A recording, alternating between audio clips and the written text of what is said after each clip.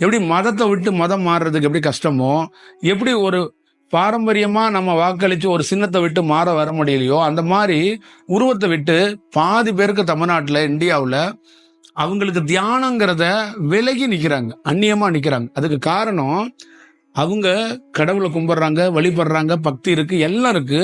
அந்த தியானத்துக்குள்ள அவங்களுக்கு வர்றதுக்கு விருப்பம் இல்லாததுக்கு காரணம் என்னன்னா, அது என்னால சும்மா உட்கார முடியாதுப்பா. நான் சந்திக்கிற நிறைய நபர்கள் என்ன சொல்றாங்கன்னா, நீங்க என்ன வேலை வேணாலும் கொடுங்க, நாங்க செய்யறோம். ஒரு கோயில்ல பூஜை பண்ண சொல்லுங்க, செய்யறோம். கோயிலுக்கு பூ போட சொல்லுங்க, சொல்றோம். ஒரு மந்திரம் சொல்ல சொல்லுங்க, அந்த கோயிலை சுத்தி வந்துகிட்டே இருக்கிறோம். ஆனா சும்மா உட்கார சொன்னீங்கன்னா உட்கார மாட்டோம். சும்மா கண்ணை மூடிட்டு 5 நிமிஷம் மௌனமா இருந்தா இருக்க மாட்டோம். நீங்க கைத்தை போட்டு கட்டி போட்டா கூட கைத்தை அறுத்துக்கிட்டு ஓடி போயிடுவோம். ஆனா சும்மா மட்டும் உட்கார முடியாது. அதுல அவ்வளவு பெரிய சவால் இருக்கு. அது ஏன்னா, அது நாங்க அந்த ஃபார்முலாவிலே ரெடி ஆகல.